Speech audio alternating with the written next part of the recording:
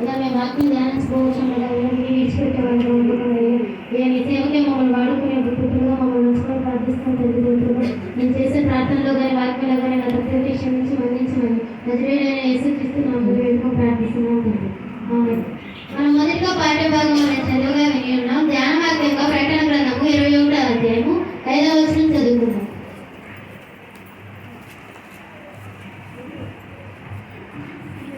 అప్పుడు సింహాసనాసీనుడై ఉన్నవాడు ఇదిగో సమస్తమును నూతనమైనవిగా చేయుచున్నానని చెప్పాను. మరియు ఈ మాటలు నమ్మకమును నిజమునై ఉన్నవి గనుక రాయమని ఆయన నాతో చెప్పుచున్నాడు. బైబిల్లో ప్రకటన గ్రంథం అనేది చాలా ముఖ్యమైనది.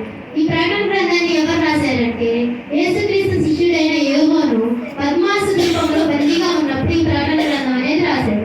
ఈ ప్రకటన గ్రంథం 21వ అధ్యాయం 1 నుండి 8 వచనాల్లో ఏముందంటే ఎంత దినము నీతిమంతులకు దీవెనలను దుర్మార్గులకు వినాశనం కలుగుతుందని రాశాడు. ఈ పాఠ్య భాగంలో మనం 5 అంశాల గురించి గమనిద్దాం.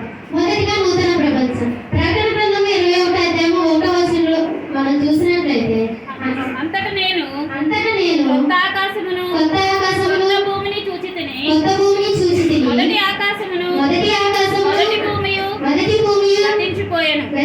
సముద్రమును ఇక లేదు. భూమి ఆకాశములు ప్రపంచానికి అలాగే మనుషులకు కూడా సాదృశ్యమైనది. గతించిపోవటం అనగానే గ్రీకు భాషలో నూతన రూపం ఇచ్చిన అర్థం. యేసయ్య రాకడ సమయంలో అందరు మనుషులు పాత స్వభావాన్ని విడిచిపెట్టి నూతన స్వభావాన్ని ధరించాలని దేవుడు మనకు చెప్తున్నాడు. అందులోనే సముద్రం ఇక లేదు అని ఉన్నది మనం గమనించాం. అంటే ఏంటంటే పూర్వం ప్రజలు సముద్రాన్ని ద్వేషించేవారంట. యూదుల ప్రకారం సముద్రం లేకపోవడం అనగా దాని అర్థం ఏంటంటే మనుషులకు ఎలాంటి సాతాన శక్తులు ఉండవని అర్థం. మనం కూడా నూతన ప్రపంచంలోకి ప్రవేశించాలంటే పాతలోత జీవితాన్ని విసర్జించి నూతన జీవితంతో క్రీస్తుతో గడపాలి. రెండవదిగా మనం చూసినట్లయితే నూతన యెరూషలేము. ప్రకటన గ్రంథము 21వ అధ్యాయం 2వ వచనంలో కనుక మనం చూసినట్లయితే మరియు నేను నూతనమైన యెరూషలేము అను ఆ పరిశుద్ధ పట్టణము తన భర్త కొరకు అలంకరింపబడిన పెళ్లి కుమార్తె వలె సిద్ధపడి పరలోకమందున్న దేవుని యొద్ద నుండి దిగివచ్చుట చూచి తిని. నూతన యెరూషలేము యేసుక్రీస్తుకు ఉన్న సంబంధం ఏంటంటే భార్యాభర్తల సంబంధంతో పోల్చబడినది. హెబ్రీ రాసిన పత్రిక 11వ అధ్యాయం 10వ వచనంలో కనుక మనం చూసినట్లయితే హెబ్రీ రాసిన పత్రిక 11వ అధ్యాయము 10వ వచనం ఏలయనగా దేవుడు దేనికి శిల్పి అయి నిర్మాణికుడునై ఉన్నాడో పునాదులు గల ఆ పట్టణము కొరకు అబ్రహాము ఎదురు చూచుచుండెను. ఆ పట్టణం కొరకు చాలా మంది భక్తులు ఎదురు చూస్తూ ఉన్నారంట.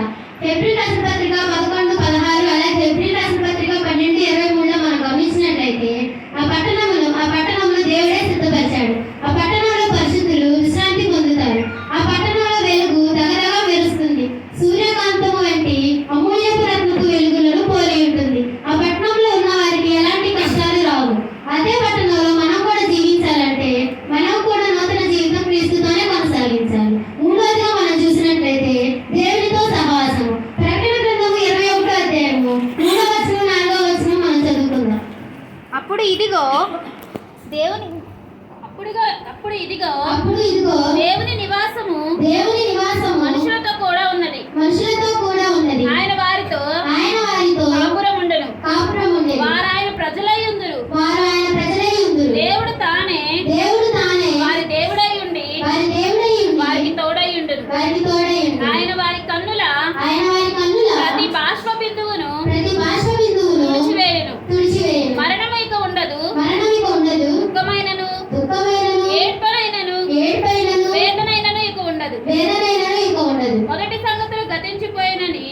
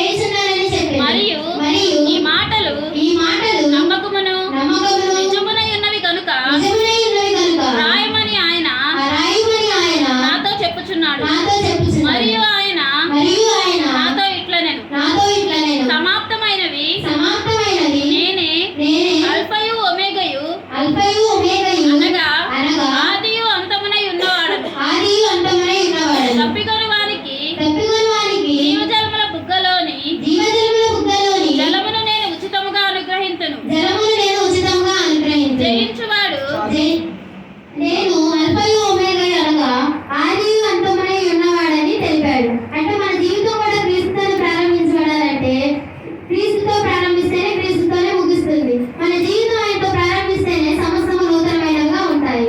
అలాగే ఐదోదిగా దేవుని తీర్పు. ప్రకటన గ్రంథం 21వ అధ్యాయం 7-8 వచనాలు మనం చూసినట్లయితే జయించువాడు జయించువాడు వీటిని స్వతంత్రించుకొనును. వీటిని స్వతంత్రించుకొను. నేను అతనికి దేవుణ్ణై ఉండును. నేను అతనికి దేవుడై ఉండును. అతడు నాకు కుమారుడై ఉండును. అతడు నాకు కుమారుడై ఉండును. పిరికివారును పిరికివారులను అవిశ్వాసులను అవిశ్వాసులను అసహ్యులను అసహ్యులను నరహంతకులను నరహంతకులను వ్యభిచారులను వ్యభిచారులను మాంత్రికులను మాంత్రికులను విగ్రహారాధికులను విగ్రహారాధికులను అబద్ధికులందరును అబద్ధికులందరును అగ్ని గంధకములతో మండు అగ్ని గంధకములతోను మండు గుండములో పాలుపొందురు. గుండంలో పాల్పొందురు. ఇది రెండవ మరణం. రెండవ మరణం. తీర్పు సమయంలో రెండు రకాల వ్యక్తులు మనకు కనిపిస్తారు. రక్షణ